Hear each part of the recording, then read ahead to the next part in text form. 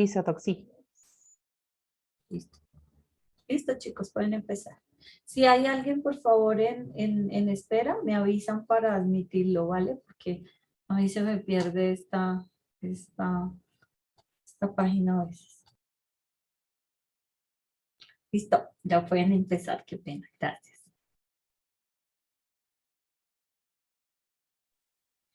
Gracias, doctora. Como les decía, el grupo está integrado por José Misael Guillén, Daira Leonor Carreño, Paola Correa, Marta Jacqueline Orduz. Nos tocó el tema de la fuente de la responsabilidad del Estado. Siguiente diapositiva, por favor.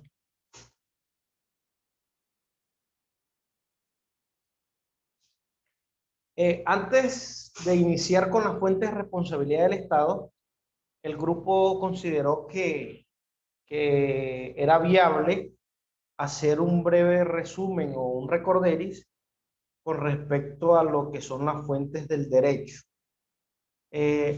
Encontramos que las fuentes del derecho son todas aquellas de donde se origina el derecho y las normas que se aplican a las personas. Se considera fuentes del derecho todos aquellos actos y hechos del pasado que han servido para ordenar y regular las acciones y comportamientos de las personas. Actualmente encontramos que las fuentes del derecho surgen en los órganos públicos y los determinados procedimientos. Para ello se toman en cuenta las experiencias pasadas para crear e implementar un sistema de derecho acorde a las necesidades jurídicas que se ven actualmente. Siguiente. Dentro de esas clasificaciones en las fuentes del derecho, encontramos que existen tres grandes grupos. El grupo de las fuentes materiales o reales, el grupo de las fuentes históricas y el grupo de las fuentes formales. Las fuentes materiales o fuentes reales son los sucesos o situaciones que dan a un grupo social y que en un momento dado pueden determinar el contenido de una norma jurídica.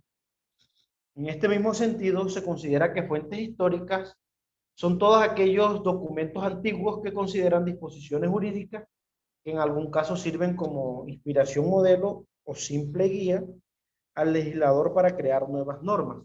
Lo que encontramos en la historia, por ejemplo, el código de Hammurabi y ese tipo de códigos que hemos estudiado a través de la historia.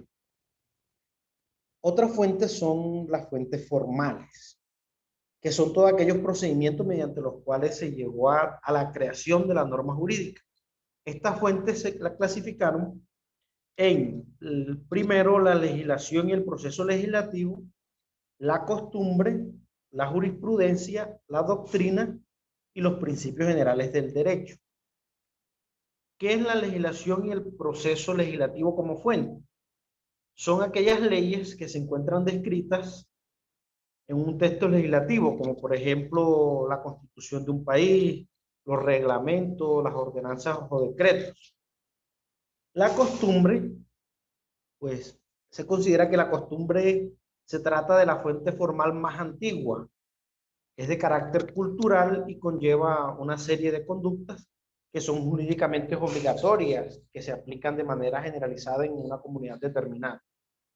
La jurisprudencia, como ya todos sabemos, es aquella interpretación de las leyes que realiza el juez en casos donde las leyes primarias no resuelven de manera clara los asuntos discutidos y que estas leyes presentan dificultades en la integración e interpretación de estas mismas.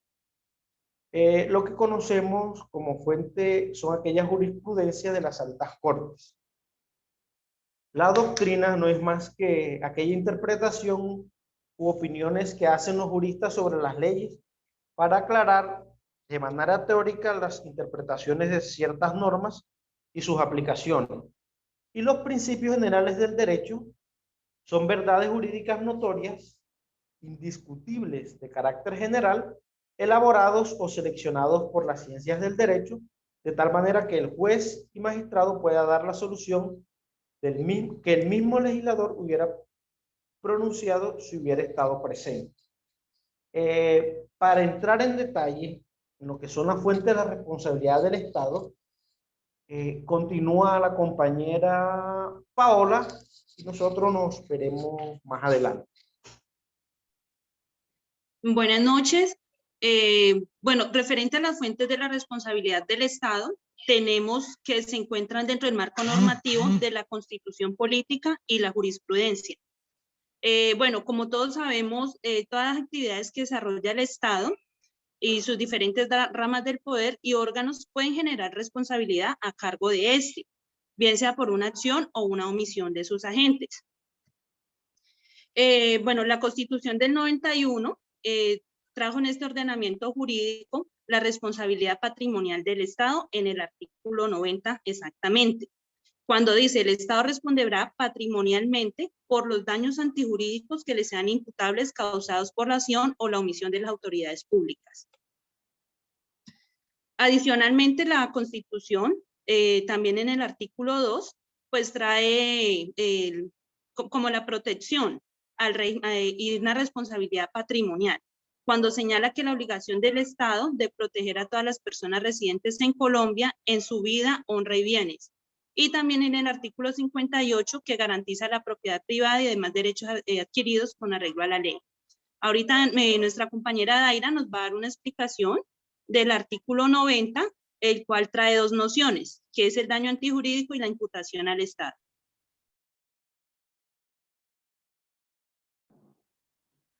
Buenas noches. El artículo 90 de la Constitución nos indica que el régimen de responsabilidad consagrado en la Constitución tiene dos elementos centrales, que son la noción del daño antijurídico y la imputación del Estado. La Corte Constitucional nos indica que es la lesión de un interés legítimo, patrimonial o extrapatrimonial, y que la víctima no está en la obligación de soportar, por lo cual se reputa indemnizable. El Consejo de Estado nos indica que consagra que las fuentes de la responsabilidad patrimonial del Estado es un daño que debe ser antijurídico, no porque la conducta del autor sea contraria al derecho, sino porque el sujeto que lo sufre no tiene el deber jurídico de soportar el perjuicio, razón por la cual se reputa indemnizable. También tenemos otro que es la imputación del Estado, y la imputación al Estado en cuanto se puede imputar a una acción una omisión de una autoridad pública, y debe por lo tanto existir un título que permita su atribución o una actuación u omisión de la autoridad pública. Ahora vamos a hacer con las fuentes de la responsabilidad del Estado, se hará más claridad sobre este tema.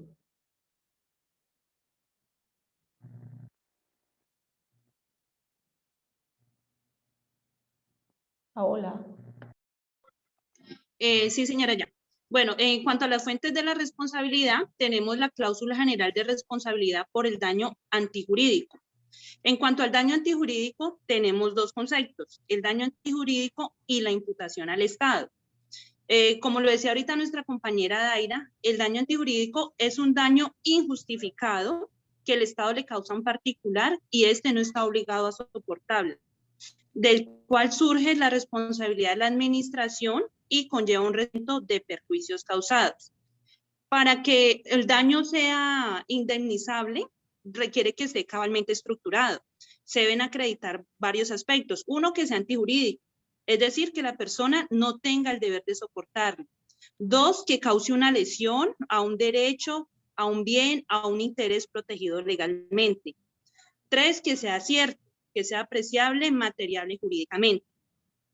Adicionalmente, dice también, pues leí en una jurisprudencia que lamentablemente pues no tomé el apunte de cuál era, que se requieren dos ingredientes, uno material y uno formal.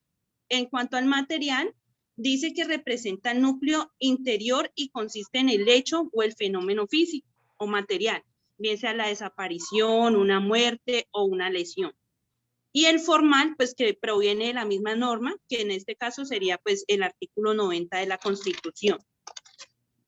Y la imputación, pues la imputación al Estado es poder atribuirle ese hecho al Estado de forma fáctica y jurídica. Bueno, aquí yo digo, podríamos traer como por ejemplo en el Código Civil, que habla, en el capítulo que habla de las responsabilidades, pues no sé, se me ocurre el artículo del 2355, que más o menos habla de, pone un ejemplo, de que de una lesión que se pueda causar, por una causa que es arrojada o se cae de un edificio. Entonces dice que esa lesión que se cause o ese daño se puede imputar a todas las personas que habiten en la misma parte del edificio. O pues, si se logra determinar quién fue, pues la responsabilidad caería exclusivamente en la persona que se pueda determinar. Muchas gracias. Como segunda fuente de responsabilidad del Estado, encontramos el régimen de responsabilidad subjetivo. Este régimen de responsabilidad subjetiva es la llamada culpa, falta o falta del servicio. Este régimen de responsabilidad subjetiva se presenta cuando la administración no ha actuado como debía hacerlo, ha actuado mal o ha actuado de forma tardía. Se requiere, en este régimen de responsabilidad, que el servicio haya sido defectuoso por la acción o omisión dolosa del servidor público. Existen dos modalidades, que son la falla en el servicio probada y la falla en el servicio presunta. En la falla probada del servicio, el actor debe probar cada uno de los elementos o requisitos de la responsabilidad del Estado. Estos elementos vendrían siendo el hecho, la culpa y la relación o nexo causal. En la falla presunta del servicio, su fundamento se dio en consideración a que el Estado, para el cumplimiento de unos fines y a través de sus agentes, realiza actividades peligrosas que implican riesgo para los administrados, siendo susceptibles de causar daño. La falla del servicio en esta responsabilidad no se prueba, se presume. Encontramos de la misma manera como tercera fuente de la responsabilidad del Estado el régimen de responsabilidad objetiva o sin falla o sin culpa. En este tipo de responsabilidad no entra en juego la falla del servicio. Se debe probar solamente el hecho y el perjuicio causado por el hecho. En este régimen de responsabilidad se aplica la teoría de la presunción de la responsabilidad. ¿Cuál es esta teoría? Para Velázquez y Lestrosa, averiguando un poco sobre esta teoría, encontramos que el fundamento de la responsabilidad por actividades peligrosas en Colombia es la presunción de responsabilidad, la cual define como aquella en la que predomina, la que define como aquella en la que predomina la culpa, pero el demandado solo le queda como defensa la prueba de la causa extraña. Encontramos también que esta teoría de presunción de la responsabilidad está consagrada en el artículo 2356 del Código Civil colombiano, que consagra la presunción de la responsabilidad en la que no se requiere el elemento subjetivo de la culpa y se presume el nexo de causalidad, del cual puede librarse el presunto responsable probando las circunstancias que rompan el nexo de causalidad. Es preciso en este punto aclarar que la presunción de culpa y la de responsabilidad son diferenciados por sectores de la doctrina, pues en la culpa presunta concurre la presunción de los elementos subjetivos que el causante puede destruir si acredita haber actuado con diligencia. y por presunción de responsabilidad cuando el causante no puede exonerarse de la obligación, sino probando una circunstancia que destruye el nexo causal. Si bien investigando sobre el Consejo de Estado, este ha reconocido que el régimen general de responsabilidad del Estado es el subjetivo. Ha establecido que en aquellos casos en los cuales hay un desequilibrio sobre el deber de soportar las cargas públicas, se aplica el régimen de responsabilidad objetiva. A partir de esta apreciación del Consejo de Estado, se ha establecido que el régimen de responsabilidad objetiva se aplica cuando se configura uno de los siguientes eventos que vimos en clases pasadas. ¿Cuáles eventos? Primero, el riesgo excepcional. Segundo, el daño especial. Tercero, la ocupación del inmueble. Cuarto, daños causados por trabajos públicos. Quinto, perjuicios causados por un acto administrativo legal. Y sexto, expropiación por motivos de utilidad pública.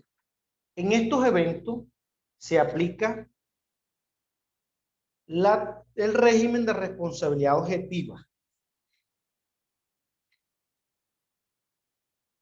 El siguiente régimen lo explicará una compañera.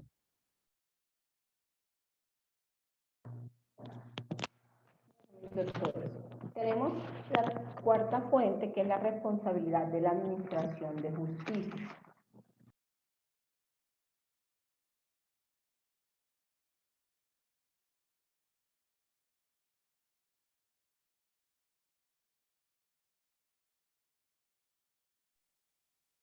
No se escucha, compañera.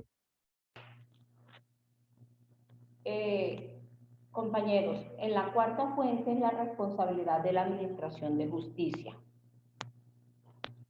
Si nos basamos o nos vamos a los artículos 65 y subsiguiente de la Ley 270 de 1996, los cuales han señalado que el Estado responderá patrimonialmente por los daños que le sean imputables y que hayan sido irrogados por la acción o la omisión de sus agentes judiciales. En sintonía con esta consigna, con esta manifestación que dice este artículo, se estableció que como uno de los hechos dañinos que se puede presentar con ocasión de la administración de justicia es el concepto de error judicial. Y este está concebido como aquel yerro cometido por una autoridad investida de facultad jurisdiccional, fungiendo en su carácter de tal en desarrollo de un proceso judicial y materializado a través de una providencia contraria a la ley. También se ha señalado que como requisitos adicionales de esta procedencia, el hecho de que la procedencia contentiva del error tiene que estar en firme y que el afectado con la decisión haya interpuesto los recursos de ley, ya que en su ausencia del ejercicio del derecho de defensa, el sujeto deberá asumir los perjuicios causados. Y esta misma consecuencia se dará si el afectado actúa con culpa grave o con dolo. Entonces, podemos decir que al cometer un error judicial, aquella persona que tenga facultades judiciales, es decir, únicamente los sujetos que estén vinculados a las ramas judiciales, y también hay otras autoridades administrativas atribuidas de esta facultad para resolver asuntos de su naturaleza. Y dentro de esta misma categoría también se aglutinan los particulares investidos transitoriamente de la función de administrar justicia. ¿Cuáles son esos? Los que tengan la condición de conciliadores, la que tengan la condición de árbitros debidamente habilitados por las partes para proferir fallos en derecho o en equidad. Las decisiones emitidas por cualquier otra autoridad que no se encuentre incluida en este listado no tendrán la aptitud para incurrir en el error judicial por falta de un elemento esencial de procedibilidad. Pero siempre debemos tener claro que para que proceda la referida responsabilidad es necesario que el afectado interponga los recursos de ley y que la providencia contentiva del error se encuentre en firme. Y paso a seguirles para decirles cuáles serían esas condiciones. El pronunciamiento también recuerda que las condiciones necesarias para estructurar ese error judicial que materializa la responsabilidad patrimonial se encuentra que debe estar contentivo en una providencia judicial que se encuentre en firme. Efectivamente, aun cuando una decisión judicial resulte equivocada, si aún puede ser revocada, modificada, el daño no resultaría cierto, pues el error no produciría ningún efecto jurídico y tampoco podría superarse con la intervención de un superior funcional. Entonces quiere decir que hasta que no se encuentre en firme no se podría hablar de un error jurisdiccional. También se puede dar que puede ser de orden fáctico o normativo. El primero supone diferencias entre la realidad procesal y la decisión judicial, porque no se consideró un hecho que debidamente probado o no se consideró como fundamental un hecho que no lo era. También puede ocurrir que se presenten distancias entre la realidad material y la procesal. En tanto, no se decretaron pruebas conducentes para determinar el hecho relevante para el derecho o porque la decisión judicial se fundamentó en un hecho que posteriormente se demostró que era falso. El error normativo de derecho supone equivocaciones en las aplicaciones del derecho, pues se aplicó el caso concreto una norma que no era relevante o se dejó de aplicar una directa o indirectamente aplicable al mismo. Y cuando se aplicaron normas inexistentes o se aplicaron normas derogadas o similares. Entonces, también podemos decir que no debe producirse un daño personal y cierto para que surta el error. Que tenga una naturaleza antijurídico. Esto es, que el titular no tenga la obligación jurídica de soportar. Con ello, entonces, se excluyen las decisiones que se mueven en esta esfera de lo cuestionable o las sentencias que no contienen interpretaciones válidas de los hechos o derechos. También se puede decir que en este caso que se dan las equivocaciones de los jueces magistrados deben incidir en la decisión judicial en firme. En efecto, el error debe radicar en un equivocado enjuiciamiento. El alto tribunal nos manifiesta que el juicio de responsabilidad del Estado por error jurisdiccional debe realizarse en atención a las circunstancias del caso en concreto, a partir de las cuales se determinará si la actuación judicial es contentiva de un hierro alguno. Tiene que hacerse un estudio muy profundo para poder determinar y mirar todas estas falencias que se den para demostrar que hay un hierro. También en la responsabilidad de la administración del Estado tenemos la privación injusta de la libertad. Este lo encontramos en el artículo 68 de la ley 270. Quien haya sido privado injustamente de la libertad podrá demandar al Estado reparación de perjuicio. Este título de esta imputación de la responsabilidad del Estado por la privación injusta de la libertad radica en la noción del daño antijurídico, que también lo encontramos previsto en el artículo 90 de la Constitución. Y este definió como aquel que la persona que lo padece no está en la obligación jurídica de soportarlo. ¿Qué quiere decir esto? Que cuando no existen causas de justificación expresa que legitimen el perjuicio sufrido. La prisión se justifica en las personas que violen el ordenamiento penal, quienes quedan obligadas por ese hecho a soportar las penas que se les imponga como consecuencia de su conducta delictiva, pero se torna injustificada cuando el procesado que ha sido sometido a prisión provisional es sobreseído definitivamente al demostrarse su inocencia, pues en este último caso el inculpado no ha violado el orden jurídico que apareja como consecuencia la sanción que ha padecido. Y ustedes saben, como es sabido, el condenado dentro de un proceso penal tiene derecho a que el tiempo en que estuvo sometido a prisión provisionalmente se le sea contabilizado como parte de la pena. Y esto constituye una forma de compensación por la prisión sufrida antes de la condena.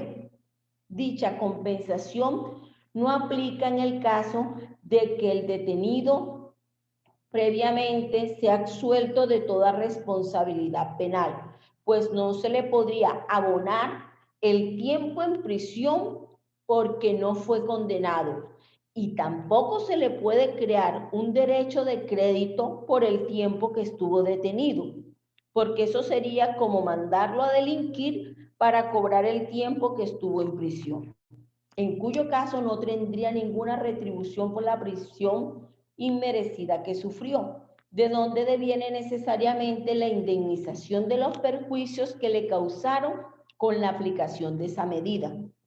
Según el Consejo de Estado, el fundamento de la responsabilidad patrimonial del Estado por la privación injusta de la libertad siempre se radica en el concepto del daño antijurídico previsto por el artículo 90 de la Constitución, que se basa con que una persona privada de la libertad en desarrollo de una investigación penal y posteriormente liberada y desvinculada mediante providencia judicial demuestre o pruebe la existencia de un daño causado por esta privación de la libertad para que proceda la indemnización por parte del Estado, toda vez que no estaba en deber de soportarlo.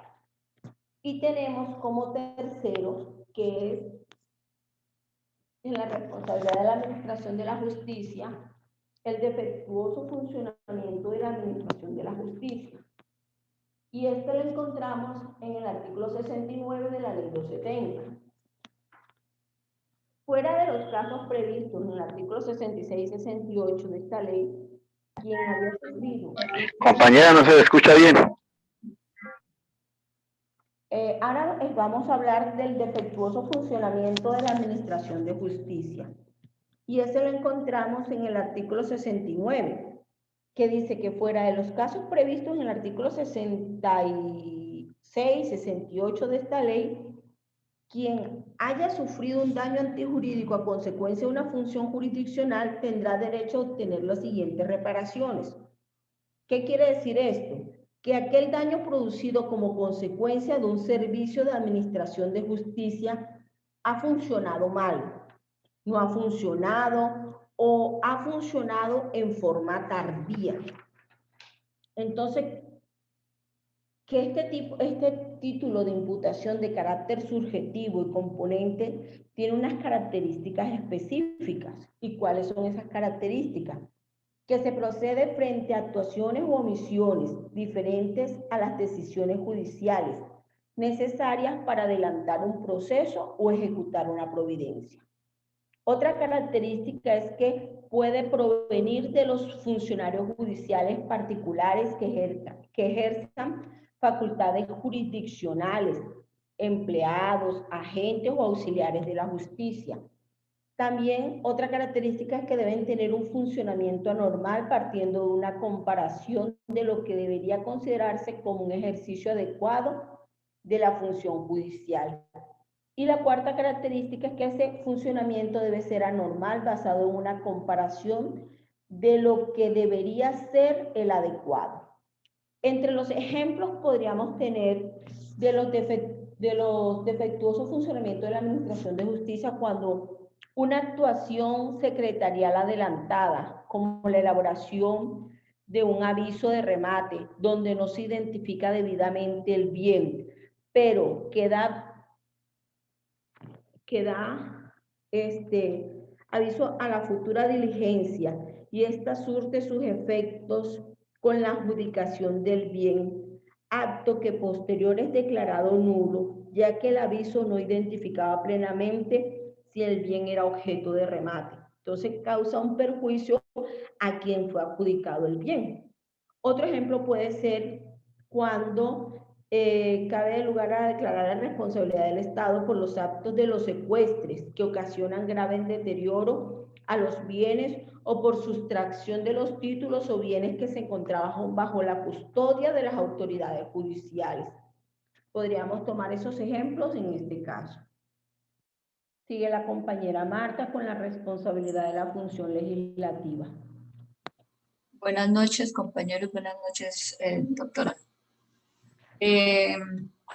Otra de las fuentes de la responsabilidad del Estado es la responsabilidad de la función legislativa. Dicha responsabilidad del Estado, proveniente de hechos, acciones o omisiones que le sean imputables a la rama legislativa del poder público. Es decir, esta responsabilidad del Estado proveniente de la función legislativa debe ser imputable a la rama legislativa. Y esa responsabilidad está enmarcada en el artículo 90 de la Constitución Política, donde también nos establece donde también establece una obligación de reparar los daños antijurídicos provenientes de cualquier autoridad pública.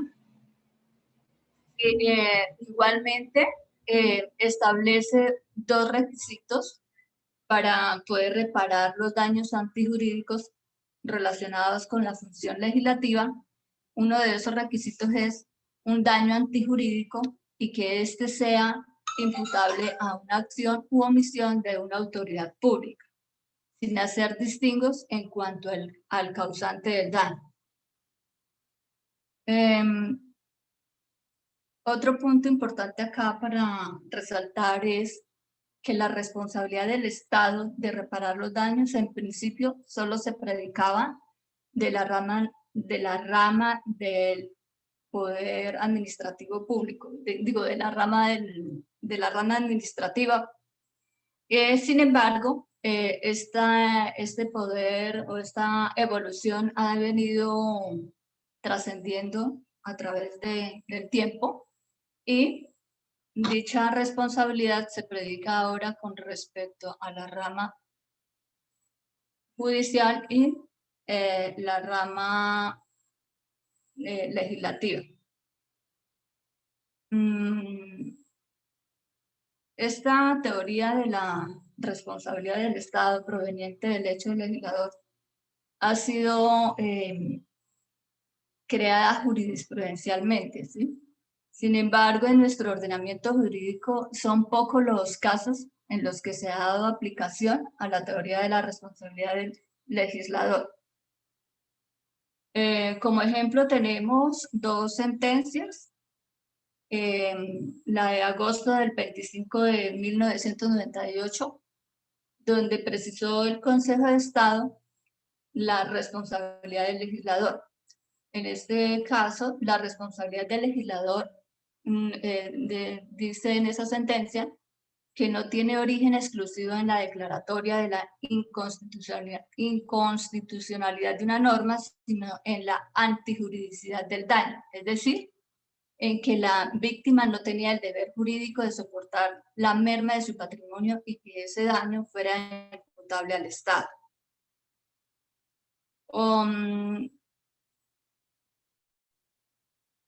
Igualmente la Corte Constitucional dice que si bien la jurisdicción competente para el reconocimiento del daño causado por la actividad del legislador es la jurisdicción de lo contencioso administrativo, la Corte Constitucional, mediante el uso de la técnica de modular los efectos temporales de sus decisiones de inexequibilidad, ha reconocido de manera excepcional perjuicios patrimoniales causados por leyes que han sido declaradas inconstitucionales.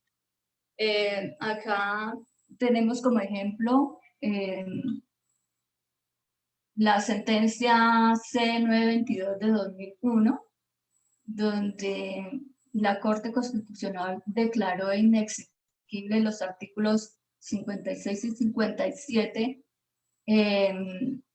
donde consideraba que la tasa especial por servicios aduaneros era inconstitucional. Entonces, esto es como manera de ejemplo que encontré, porque son realmente muy escasos las reparaciones con respecto al daño antijurídico legislativo. De acuerdo a lo anterior, dice que no existe aún en Colombia una posición definitivamente consolidada respecto a definir si el Estado es responsable por el hecho de las leyes, toda vez que la responsabilidad del legislador en Colombia como sistema de imputación en materia de responsabilidad continúa siendo desarrollada por la jurisprudencia, pese a que se encuentra dentro del clausulado del artículo 90 de la Constitución. Como manera de concluir, podemos decir que el órgano legislativo, en su función de expedir leyes y actos legislativos a través de los cuales reforma la Constitución, debe ajustarse a los marcos trazados por el ordenamiento constitucional, norma de normas, debiendo observar los procedimientos allí previstos de tal manera que si obra inconstitucionalmente y causa daños a los asociados con su actuación, se tipifica una irregularidad en el servicio legislativo. Eso es lo que encontré básicamente con respecto a la fuente de la responsabilidad legislativa. Muchas gracias.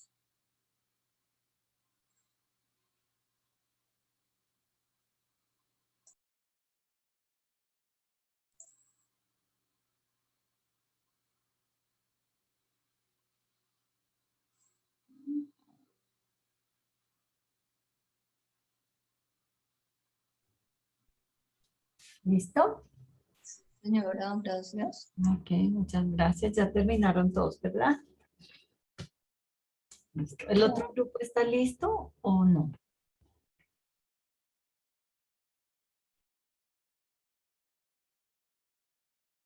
Hola, ¿me escuchan? Sí, doctora, ¿me puede para compartir Sí. pantalla? Por favor, me ayudan dejando de compartir pantalla para que puedan compartir sus compañeros. Ya voy, doctor. ¿Tienen alguna pregunta respecto de la exposición? Les pido por favor que me levanten la manita si tienen alguna duda. Y con eso la absolvemos. Dime, Campo Elías. Buenas noches, doctora. Buenas noches, compañeros. ¿Ves? Doctora, yo tengo una duda respecto de la responsabilidad que hablaban ellos, la responsabilidad legislativa. Digamos que, pues teniendo en cuenta que la actividad legislativa está en cabeza del Congreso, digamos que ¿dónde se ve ahí, doctora, representada o dónde se ve, digamos, esa responsabilidad o cómo se imputa al Estado ese tipo de responsabilidad? ¿Cuando se expide una norma mal o...? No entendí esa parte, Doc. Gracias. Bueno.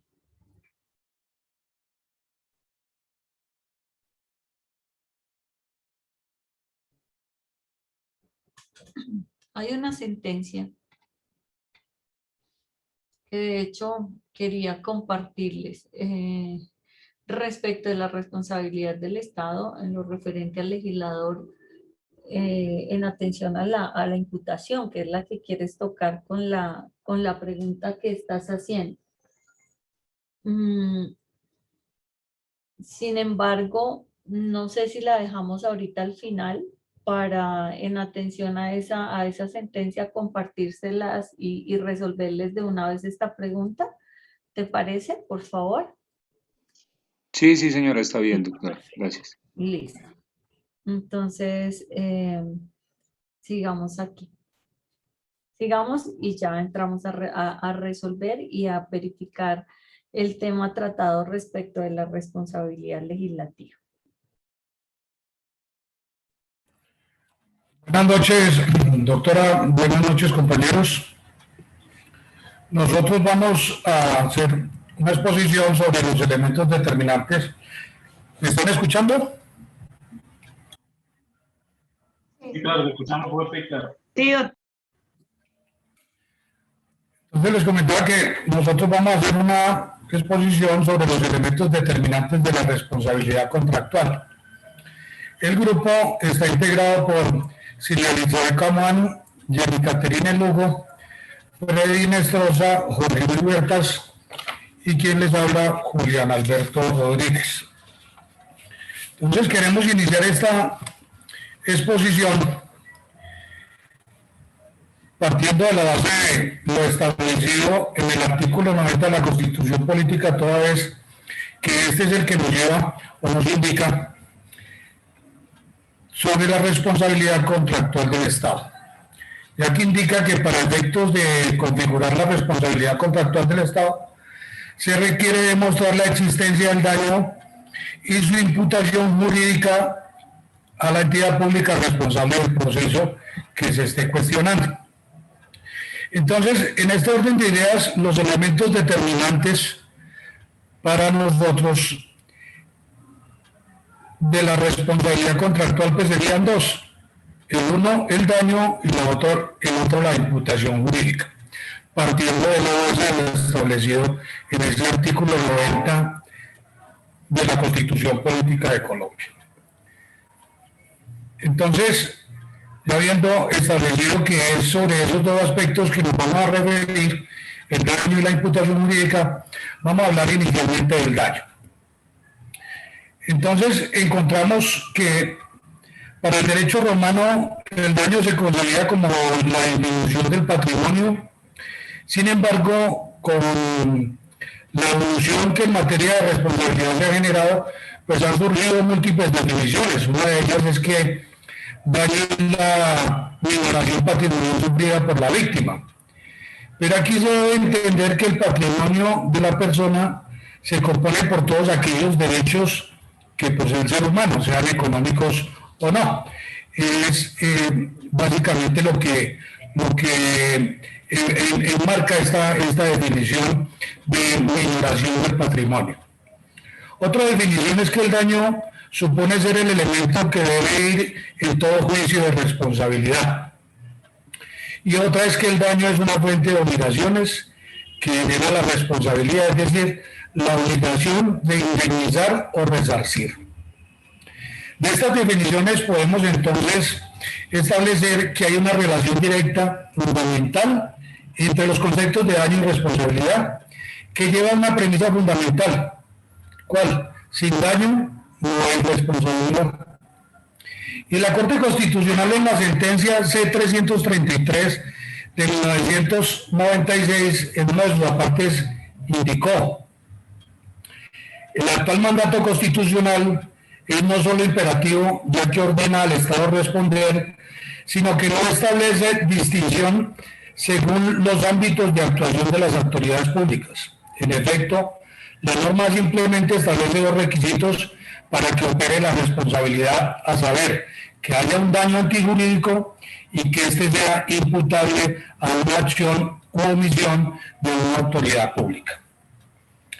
En cuanto al daño antijurídico, el presente jurisprudencia constitucional señala que la antijuricidad del perjuicio no depende de la licitud o ilicitud de la conducta desplegada por la administración, sino de la soportabilidad del daño por parte de la víctima. Escuchamos a nuestros compañeros del grupo anterior que manifestaban efectivamente hay un cambio frente a esa posición de las altas cortes frente a esa figura, porque antes la habían dividido en tres, que era la antijuricidad, la imputación que se podía hacer y el nexo causal que debía existir entre el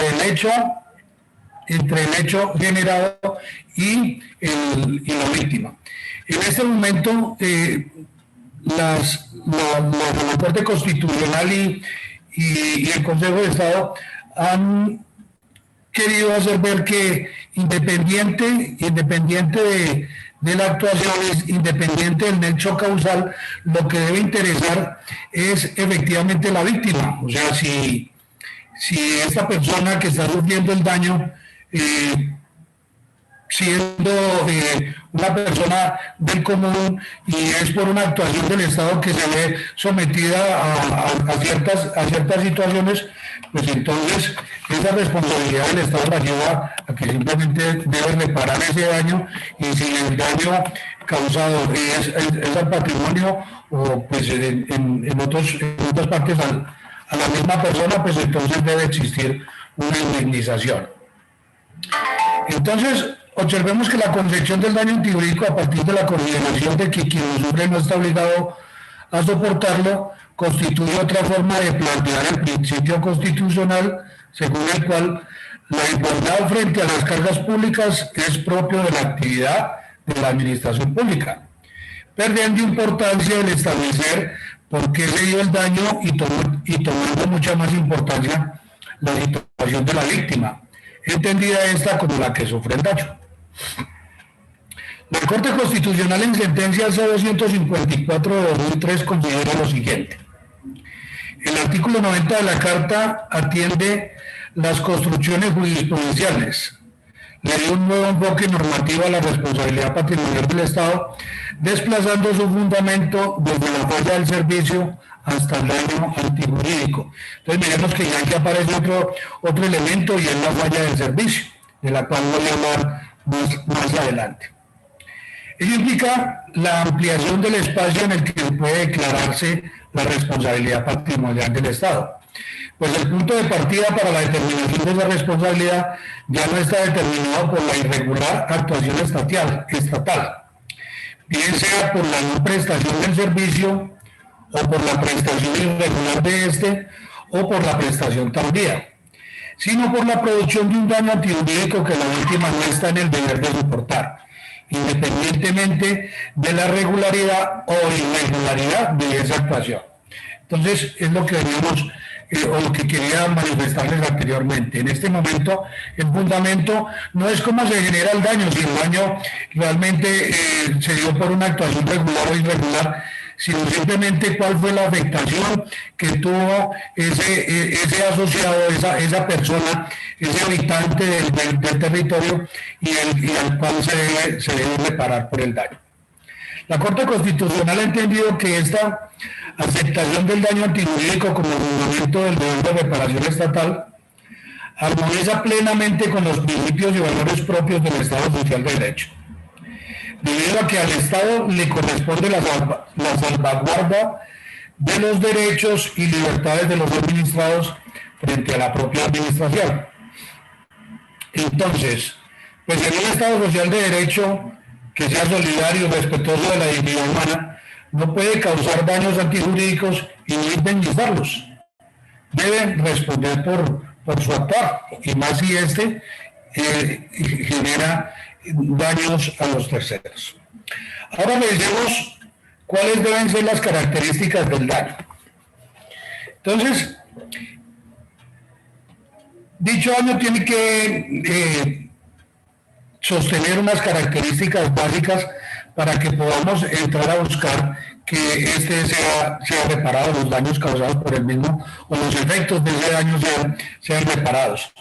Y una de las características es que este daño sea cierto.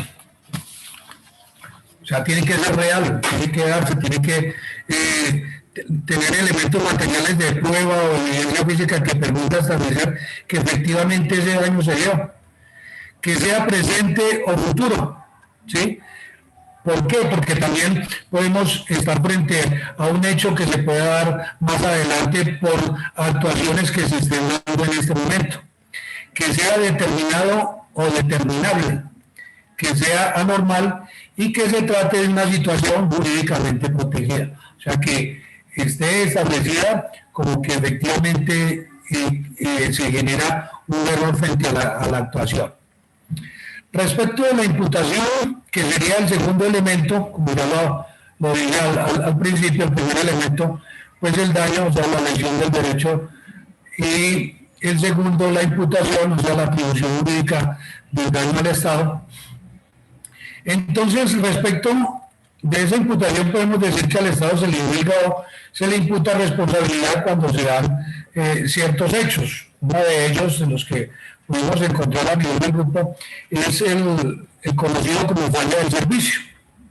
Este título de imputación ha sido de un uso habitual en el sistema jurídico nacional en lo que respecta a anomalías de la administración y que ha servido como fuente en la atribución de responsabilidades a la misma por su actividad. La falla del servicio en Colombia es el régimen de imputación de responsabilidad atribuida al Estado en donde predomina la culpa de la administración por extralimitación de funciones, retardo en el cumplimiento de las obligaciones cumplidas de forma tardía o defectuosa o por el incumplimiento de obligaciones a cargo del Estado. En forma somera, pues para no extenderme mucho, eso es lo que conocemos como falla del servicio.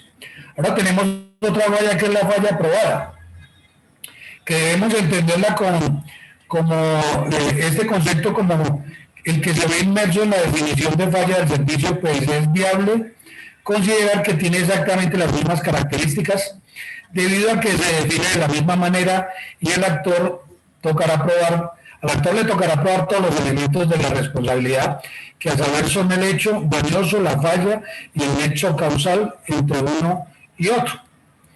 Entonces, si bien la falla del servicio es cuando se dan esas ciertas cosas por la delimitación de las funciones, el cumplimiento de las funciones de la administración, o el retardo, cumplimiento de las obligaciones, o las obligaciones cumplidas de forma tardía o defectuosa, pues en este caso de la falla aprobada, pues deben existir esos elementos de prueba, esos elementos que permitan inferir razonablemente que sí se dio el hecho.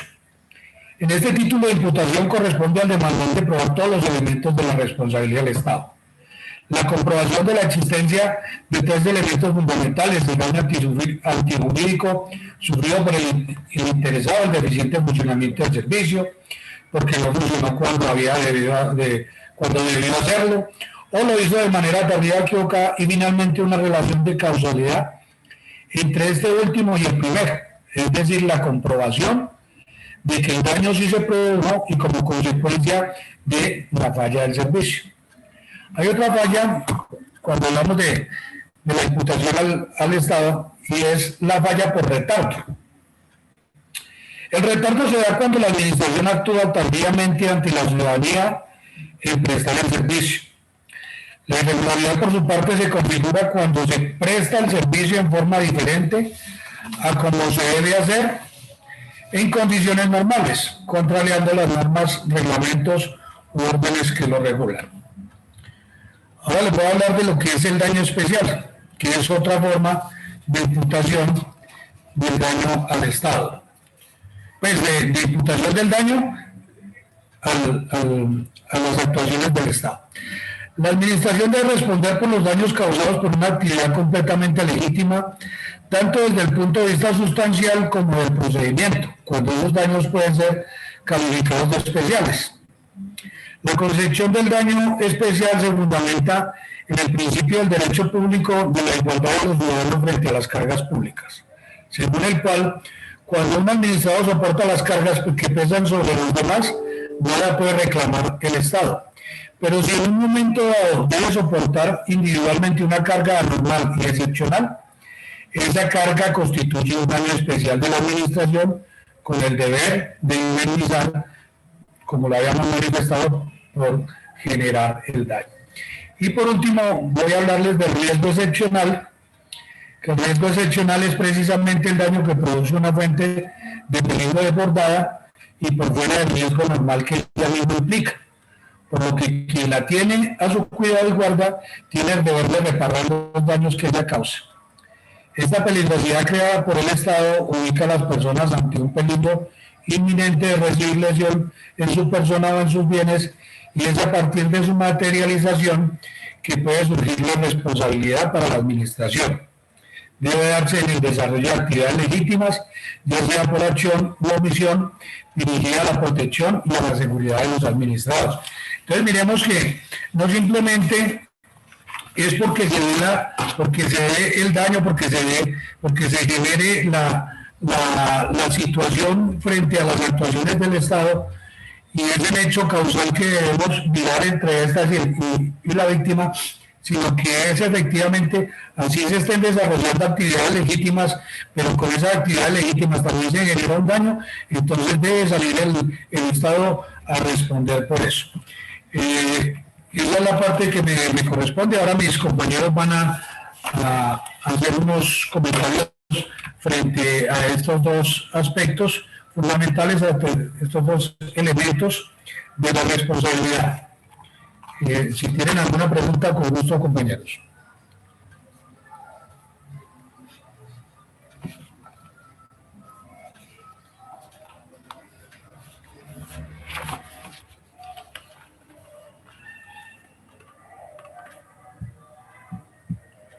Jorge.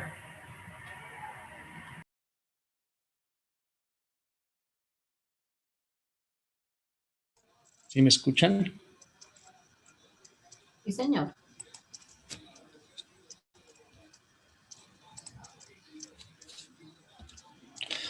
Bueno, como el compañero acabo de hablar, nosotros voy a intentar resumir desde dónde vienen los elementos desde 1914 hasta 1963 y después mi compañera hará desde 1964 hasta 1960.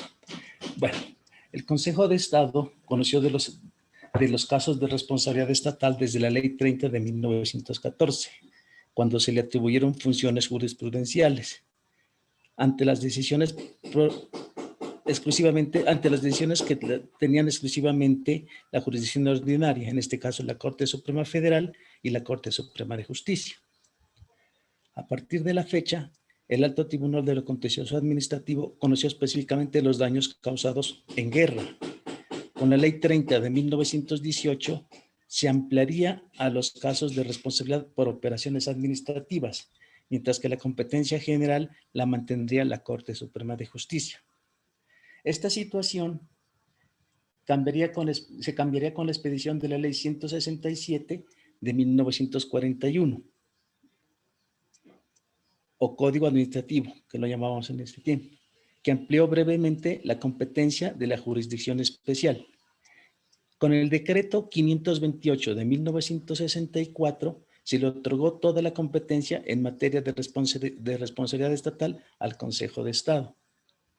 Una vez hechas las anteriores precisiones, se transfirieron dos apartes de la jurisprudencia del Consejo de Estado para probar que uno de los elementos configuradores de la responsabilidad en el lapso de 1914 a 1963 fue la relación de causalidad y también que existían los eximentes que permitirían desvirtuar tal vínculo. Jenny.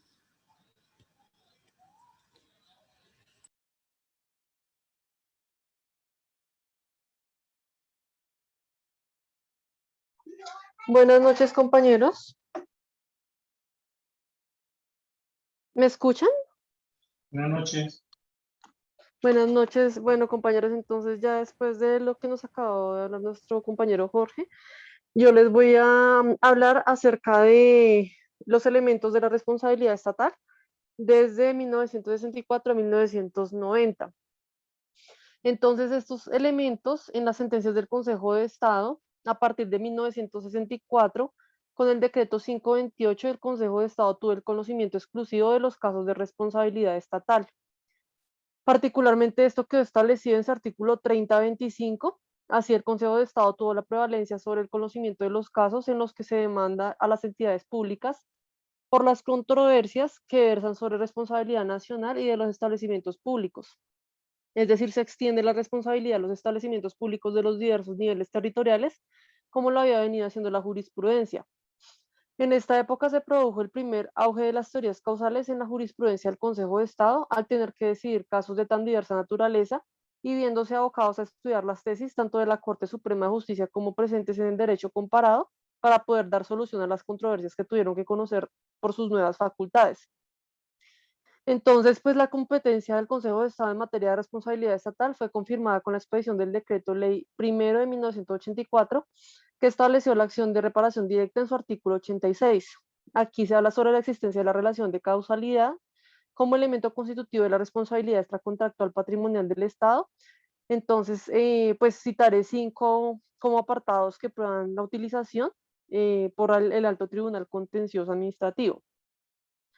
Según el reconocimiento del hecho por la Oficina de Medicina Legal, el señor Bendek Olivella, y en donde se lee que las lesiones sufridas por el actor fueron causadas por proyectiles blindados de arma de fuego de largo alcance y que ese tipo de armas es de uso exclusivo del ejército, del cual, como también se haya demostrado, detuvo la manifestación de la que formaba parte ese señor y disparó sobre ella.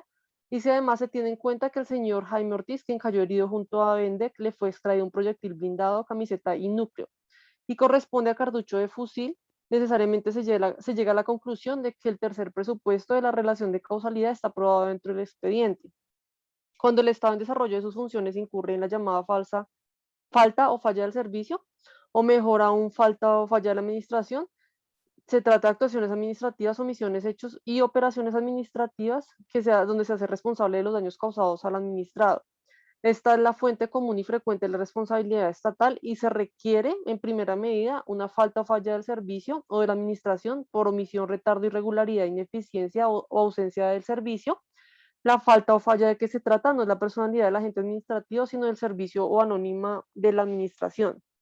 En segundo lugar, se implica que la administración ha actuado o ha dejado de actuar, por lo que se excluyen los actos del agente ajenos al servicio ejecutados como simple ciudadano. En tercer lugar, un daño que implica la lesión o perturbación de un bien protegido por el derecho, bien sea civil, administrativo o de otro gremio, con las características generales predicadas en el derecho privado para el daño indemnizable, como de que sea cierto, determinado o determinable. En otro lugar, una relación de causalidad entre la falta o falla de la administración y el daño sin la causal, en la cual demostrada la falta o falla del servicio, no habrá lugar a la indemnización. Entonces, por ello, la sala se separa del concepto fiscal, que no parece contemplar la posibilidad de que el Estado responda por el retardo en el cumplimiento de las sentencias judiciales. En este caso concreto, no se encuentra evidencia de la falla del servicio, pues aparece que dentro de las prescripciones legales y constitucionales se hicieron las diligencias y se abrieron los créditos presupuestales para el pago de lo debido. Por lo demás, se tiene en cuenta que el certificado traía los autos sobre la apropiación de 20 millones de pesos para pagar deudas por sentencias exigibles por valor de 220 millones constituye en verdad la falla administrativa, pero no hay relación de causalidad con el retardo en el cumplimiento del fallo cuestionado en este juicio. Pues ya se vio que cuando se expidió presupuesto para el correspondiente ejercicio fiscal, aún no se contrae ejecutoria de dicha sentencia y por lo mismo no podría incluirse partida alguna para su cumplimiento a tenor del artículo 210 de la Constitución Política. Entonces, la responsabilidad derivada de los trabajos públicos es objetiva en el derecho colombiano. Por esta razón, causado el daño a un tercero, la entidad dueña de la obra deberá resarcirlo sin poder exonerarla alegando la diligencia y el cuidado en la ejecución de la obra. En otros términos, no se tendrá el perjudicado que probar la culpa o la falla de la administración, el daño y su relación de causalidad, sino únicamente los dos últimos extremos.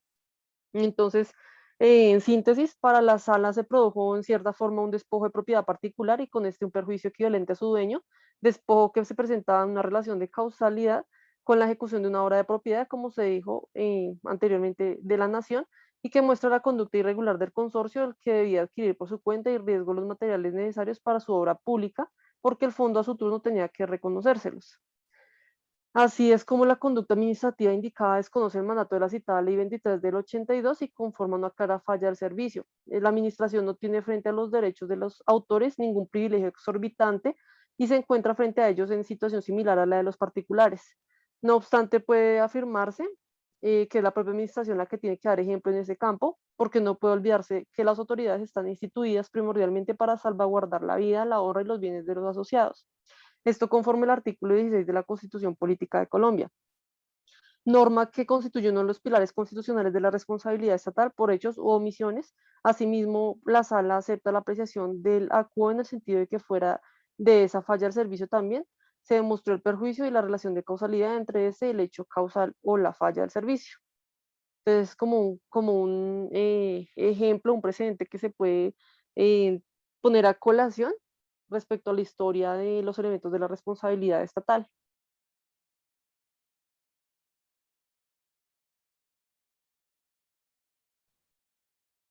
¿Listo, compañera? Sí, señor. Bueno, entonces, ahora me corresponde el turno a mí, Freddy Nestroza, integrante también del grupo número 9. Entonces, voy a hablar en este momento de de un punto particular donde el Estado es demandado con mucha ocasión, sobre todo en los entes territoriales, ¿sí? Nosotros mencionamos mucho el artículo 90, pero entonces tenemos que sentar nuestra base para esta exposición, el cual nos dice que el Estado responderá patrimonialmente por los daños antijurídicos que le sean imputables causados por la acción o omisión de las autoridades públicas en el evento de ser condenado el Estado y la reparación patrimonial de tales daños que hayan sido consecuencia de la conducta dolosa o gravemente culposa de un agente suyo o aquel que deberá repetir contra él. ¿Sí? Bueno, entonces, yo quería referirme básicamente en el cual el Estado debe de indemnizar plenamente al contratista mientras este somete tanto una muy especial que hay un claro evento cuando el incumplimiento de las prestaciones contractuales por el desequilibrio financiero que produce en los supuestos definidos de la conocida teoría del derecho del príncipe.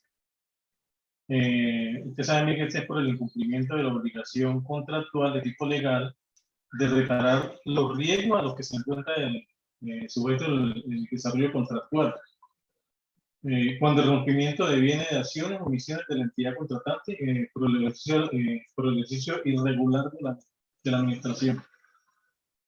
Entonces, primero podríamos decir que en sentido amplio se denomina hecho del príncipe a toda decisión o conducta que emane de la autoridad administrativa en el ejercicio de la función pública que desempeña, de la cual se derive para el contratista del Estado en un perjuicio que altere el desequilibrio económico del contrato en su contra. Ese es como un ejemplo que les coloco aquí. En Colombia ocurre mucho en los entes territoriales y el Estado está abocado a pagar sumas muy grandes de dinero, si podemos asumir en todos los departamentos, municipios, todo lo que ocurre con estas fallas, es mucho el dinero que el Estado tiene que pagar por esos desafueros de sus funcionarios. Yo creo que, no sé si Elizabeth tiene algo que comentar por ahí. Yo quería basarme básicamente en este ejemplo. Elizabeth. Hola compañeros, buenas noches. Bueno, en cuanto a la imputación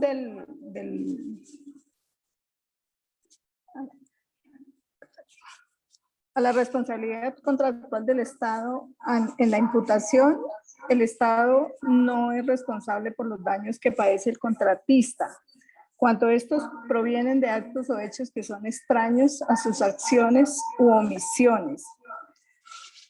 La entidad pública contratante no está obligada a indemnizar todos los perjuicios que padece el contratista cuando se produce el desequilibrio financiero del contrato estatal, a consecuencia puede ser del ius variandi o de la teoría de la imprevisión, que puede ser por dos razones: porque no se configuran los elementos constitutivos de la responsabilidad estatal y porque la ley no establece esa obligación.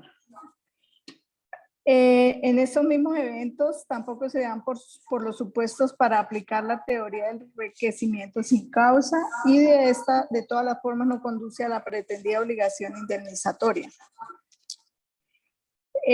También tenemos que, o sea, personalmente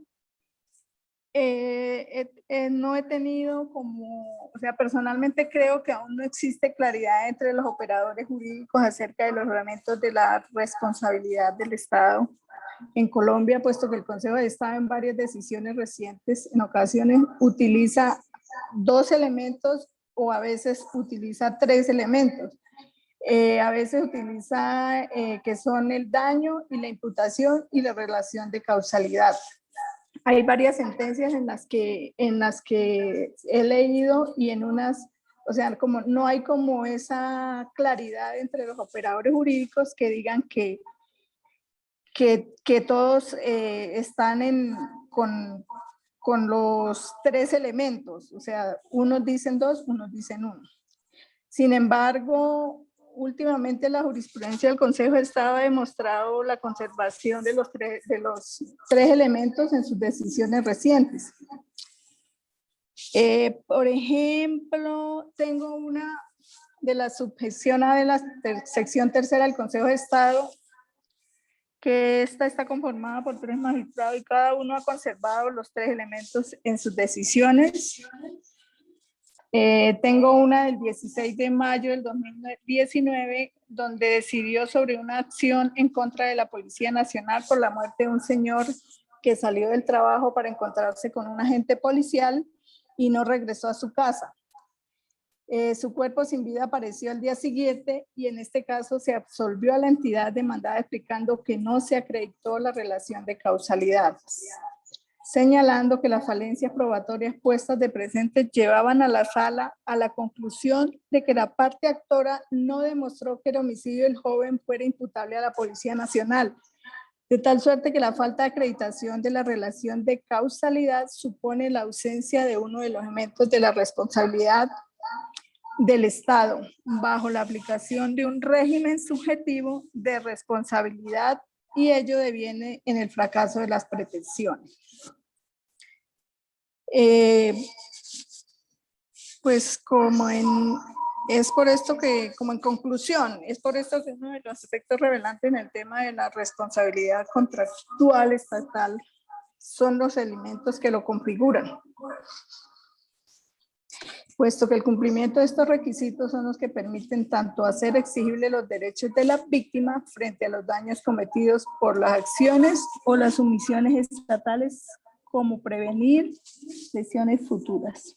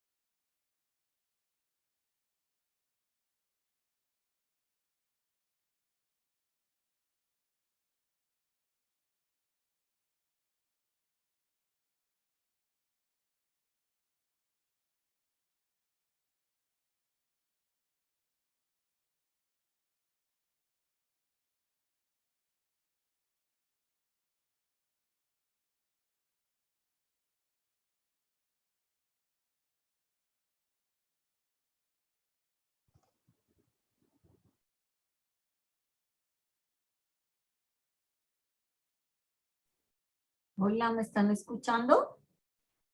No, señora, no se escuchaba nada. No se escucha nada. Dios mío, ¿qué pasó? ¿Qué pasó? Hasta ahora. Estamos sin audio. Están. Hasta ahora la escuchamos, doctora. Ok, perfecto. Listo, ya terminaron, ¿cierto? Sí, doc. Ok, entonces vamos a entrar a resolver la duda que nos dejó. ¿Quién fue? Campo Elías? ¿Viste tú? Sí, señora doctora. Listo. Entonces ya mismo les proyecto una cosita por acá.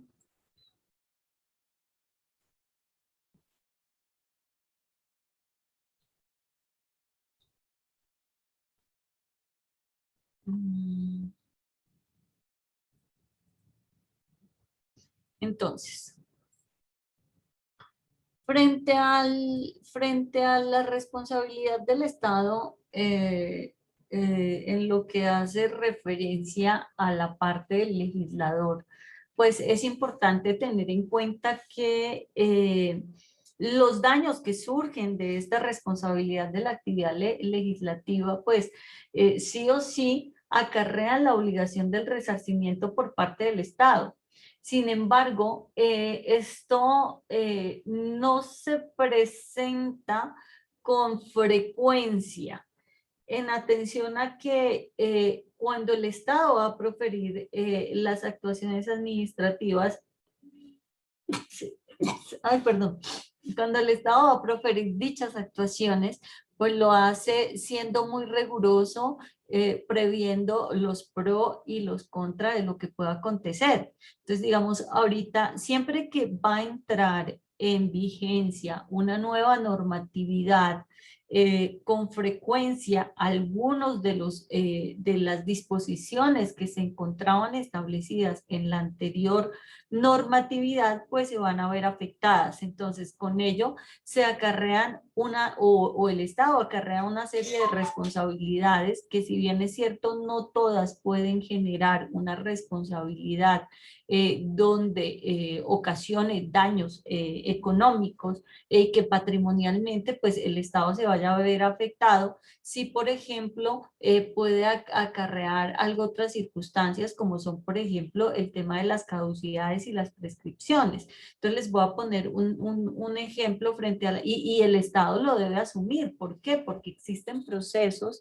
donde, por ejemplo, el principio de la favorabilidad que tiene el investigado, que tiene el procesado, que tiene el sujeto procesal, que tiene el reo, siempre pues van a estar a su favor, y en consecuencia así se debe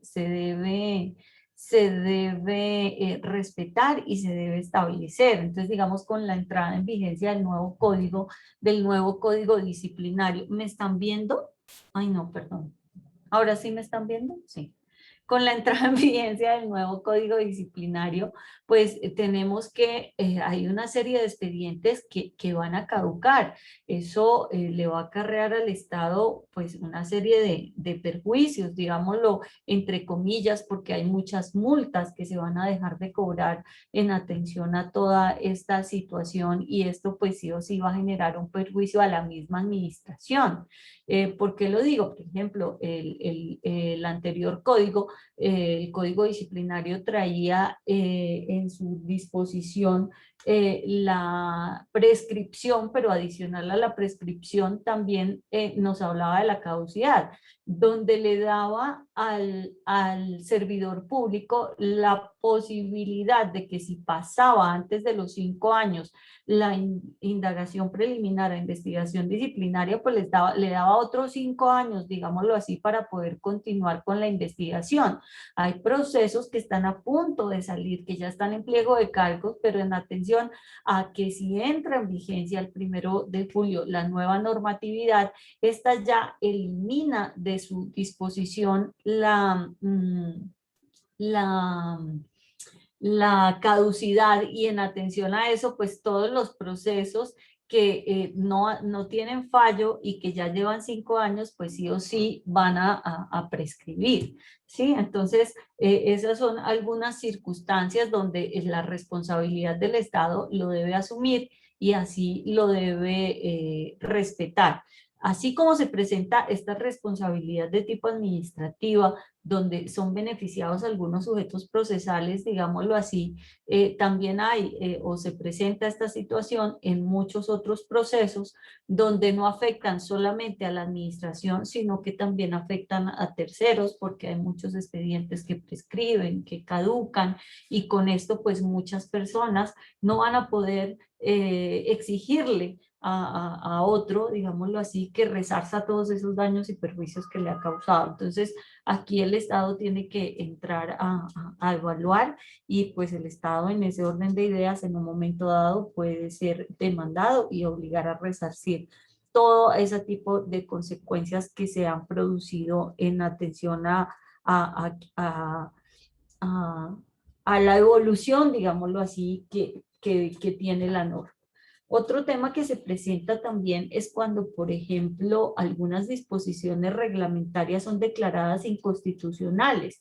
Entonces, mientras tanto, o sea, hasta tanto no se declare inconstitucional una norma, pues la misma está en vigencia y se debe aplicar. ¿sí? Entonces, ¿qué pasa una vez esa norma es declarada inconstitucional? Pues todos esos daños y perjuicios que se alcanzaron a causar mientras la misma estuvo en vigencia, pues se van a tener que reparar por parte del Estado, ¿sí? Entonces, en ese caso, pues son todos esos supuestos que se deben tener en cuenta y que le implican algunas dificultades al Estado y que por esto existen muchas normas que no pueden entrar en vigencia todavía, pese a que ya están sancionadas, como es el caso, repito, de la norma disciplinaria que ahorita tiene un tema por el caso Petro, ¿no?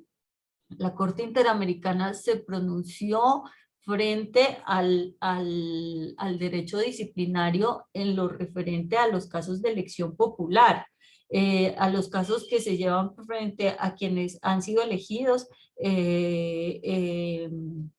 por elección popular. Sin embargo, pues veamos cómo lo que de hecho, entre comillas, dice la procuradora que está buscando es que se extienda a todos los sujetos procesales dichas situaciones y que no entre en vigencia una nueva norma hasta tanto pues no se logre legislar al respecto. ¿Qué pasa? Antes de que entrara en vigencia o antes de que se sancionara el nuevo código, pues esta situación no se había suscitado. Entonces, ¿qué es lo que busca o qué es lo que quiere la Procuraduría? No, denos la posibilidad de incluir en dicha sanción, de incluir en dicha normatividad antes de que entre en vigencia todo lo referente al pronunciamiento que hizo la Corte Interamericana, lo relacionado en el caso Petro. Entonces, si le dicen no, pues porque ya estamos al portas y no alcanza pues a tomarse una decisión al respecto, pues va a causar algunos perjuicios con posterioridad que se van a tener que resarcir, digámoslo así. Es importante tener en cuenta que la hipótesis de los daños irrogados por el Estado en lo referente al legislador y a los particulares pueden señalarse, entre otras, una ley de nacionalización de determinadas actividades o empresas privadas. Entonces, digamos, una ley que nacionaliza determinadas actividades, pues sí o sí puede, si bien es cierto, favorecer a algunas empresas, también puede causar detrimento a otras.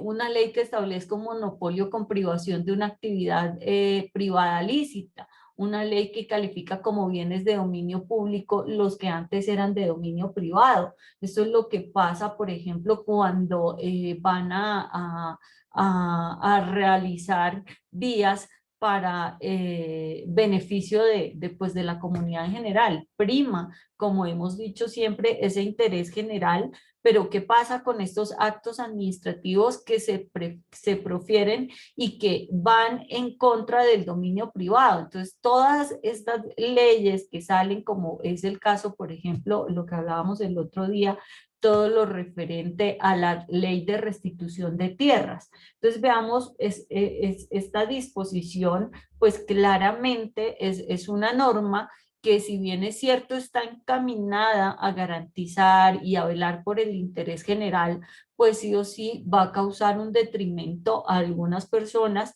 que ya tienen dominio y que ya tienen un derecho privado respecto a algunos bienes, y que el Estado de hecho ha validado dicha actuación. Entonces, en atención a eso, pues tendrá que reparar a esas víctimas de las víctimas, digámoslo así, víctimas del mismo proceso que la ley en su momento no tuvo en cuenta, pero que sí o sí pues afectan a personas que son, en el caso que expongo, compradores de buena fe, por ejemplo. Entonces sí o sí pues a ellos se les tendrá que reparar. Por eso es que a veces sí el Estado, cuando va a sacar una nueva disposición, lo que debe hacer es una ponderación de derechos y verificar qué afecta más al Estado patrimonialmente y qué menos. Digamos, estas disposiciones referentes a a restitución de tierras, a todo este tema, pues son bastante discutidas y es un tema bastante, ¿cómo se dice? Es un tema bastante... ha generado polémico, es bastante polémico porque resulta que pues hay muchos que están en contra, otros que no lo están, porque dicen, bueno, no era más fácil solamente resarcir al primer afectado, dejar la tradición como venía y en ese orden de ideas patrimonialmente el Estado de pronto podría verse menos afectado. Entonces, son algunas preguntas que surgen, por ejemplo, frente a estos procesos.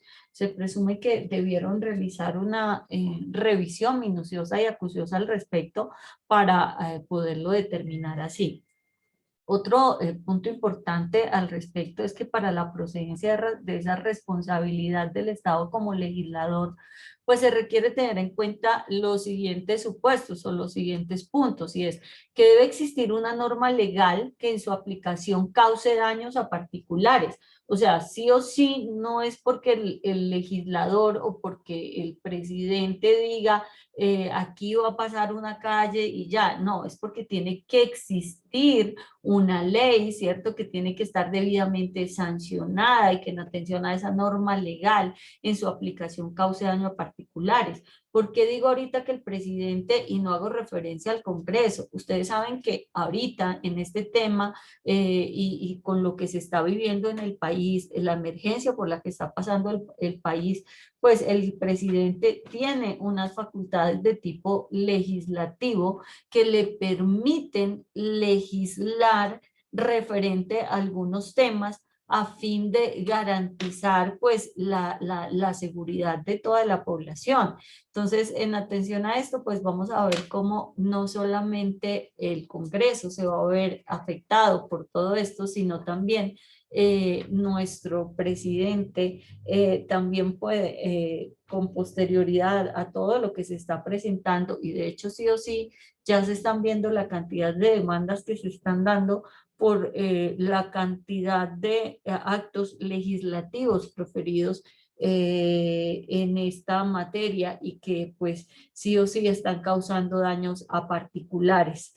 Se ha visto como, por ejemplo, algunas entidades públicas han tenido que acudir a algunos beneficios para poder resarcir daños que se han generado a particulares, como es el caso de comerciantes, como es el caso de algunos deudores. En el caso del Fondo Nacional del Ahorro, por ejemplo, ha tenido que dar una serie de incentivos y pues el Estado ha tenido que en cierta forma dotarlos de esta, o subsidiar todos los subsidios que a través de ellos se van a entregar a los particulares que se han visto afectados. Entonces, no se imaginan la cantidad de casos que se presentan todos los días donde uno a veces al revisar una disposición normativa referente a la responsabilidad del Estado como legislador, cuando algunas personas exigen derechos que el legislador como legislador plantea y que se ven muy bonitos en la norma, pero que a la hora de ejecutarse pues son muy difíciles de hacer, o de hecho es que también no se fijan en la letra pequeña. Entonces, por ejemplo, dicen, no, se va a garantizar un periodo de gracia de 6 meses para las personas que tienen créditos activos y que no han presentado moras hasta, creo que era marzo del año pasado. Sí, pero es que esto no era solamente decir 6 meses, eso no podía generalizarse, lo que decía era por un periodo hasta de 6 meses, entonces la gente no lee ese hasta y entonces no se dan cuenta que para poder acceder a ese beneficio se debe tener o se debe cumplir con ciertos requisitos que cuando sale el noticiero pues no los exponen, la gente se confía de esta situación, se relaja un poco y pues cuando acuerdan le llegan, por ejemplo, los cobros coactivos al respecto. Entonces, veamos cómo en ese orden de ideas, pues a veces el Estado sí profiere algunas disposiciones, legisla respecto a algunas situaciones, pero resulta que también le deja una cantidad de, como diría mi papá, una cantidad de argollas, una cantidad de puntos por ahí pequeñitos que la gente no lee y luego quiere llegar a reclamar, y ahí es cuando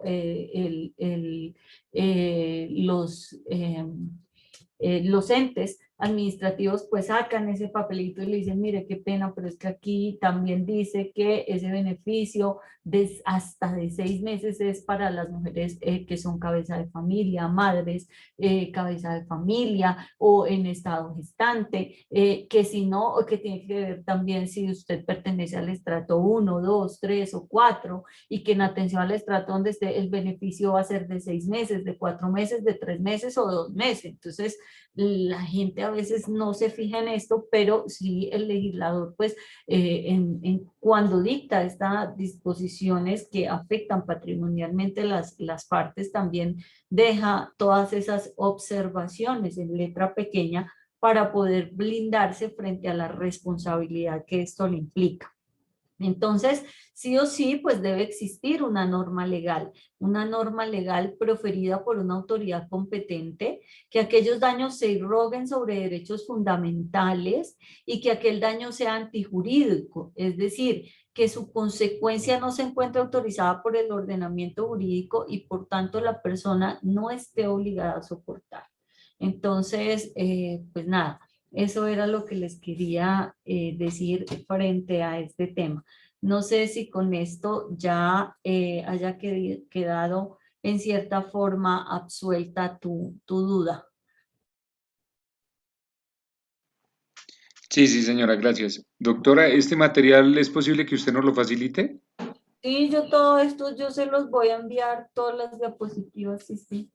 Bueno, muchas gracias. Bueno, José Misael, perdón, tenías levantada la manita, cuéntame. Doc, no, que encontré en una sentencia un ejemplo de lo que usted acaba de explicar.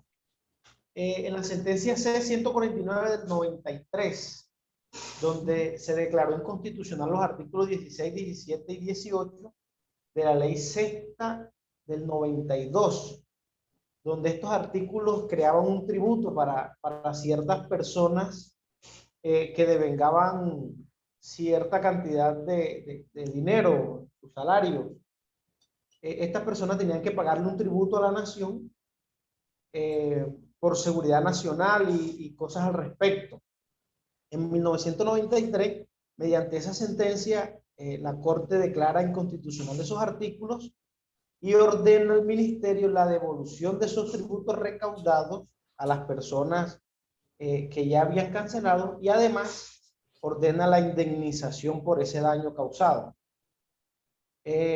Si bien es cierto, la indemnización no es por la inconstitucionalidad de la norma, sino por los daños causados en los artículos de la ley que para ese momento estaba vigente.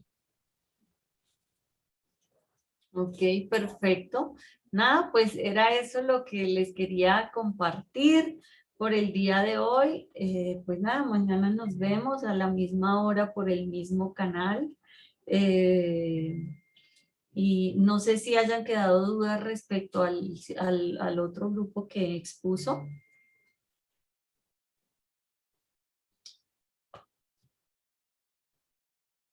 ¿No? No, doctora, todo quedó muy claro.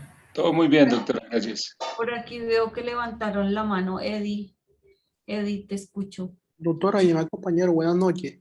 Hola.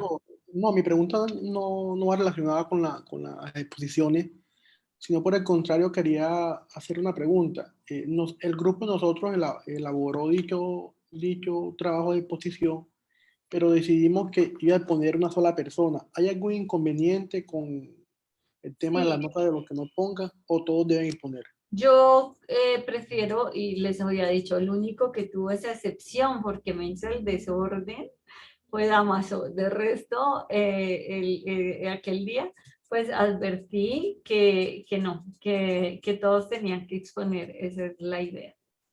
Ok, muchas gracias. Bueno, por aquí como pueden ver, ya vinieron a reclamar de mi presencia.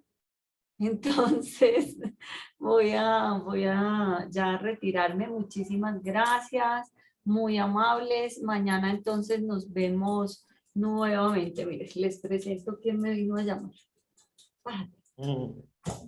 Entonces, Está muy lindo de peludo. sí. Entonces ya me vinieron a reclamar, como ahorita entro a clase a las 8, no tengo tiempo de sacarlas ni un segundo. Entonces, nada, pues buenas noches y nos vemos mañana. Ay, ahí les cargué 2 temas, Campo Elías, porque sí hay una disposición que les cargué ahí en el chat. No sé si la vieron en el chat. Sí, sí, señora. Gracias. Les voy a pedir, ahí hay un tema que nos aclara todo lo referente a la responsabilidad patrimonial del Estado como legislador, pero adicional a eso les cargué otra sentencia, la primera que les cargué que dice accidente de tránsito. Les voy a pedir, por favor, que para el día de mañana la lean, o sea, que en este ratico o en la noche le peguen una leída. Es una sentencia realmente muy corta, tiene aproximadamente 40 hojas, es muy interesante, hace referencia a un caso que se presentó de un accidente de tránsito donde uno de los dos o donde estaba inmerso el Estado, la responsabilidad del Estado, pero que quien fue afectado se encontraba en estado de embriaguez. Entonces veamos cómo el juez tiene que entrar a dilucidar todo lo que tiene que ver referente a la culpa exclusiva de la víctima, de si se presentó o no se presentó y cómo solucionó toda esta situación. Ay, perdón. Ay, con esto de... Bueno, nada, entonces muchísimas gracias. Espero que la lean. Daira, por favor, me ayudas a descargarla para que se la compartas a tus compañeros y que ellos la puedan leer esta noche. Señora. Y mañana la debatimos empezando la clase antes de que continúen sus compañeros las exposiciones. Feliz noche, que descansen. Listo. Feliz noche. No, espero que estén muy bien. Gracias, No, doctora. chao. Gracias, doctora. Bueno, chao. Se llama, dice accidente de tránsito, es esa, la que por favor deben leer para mañana.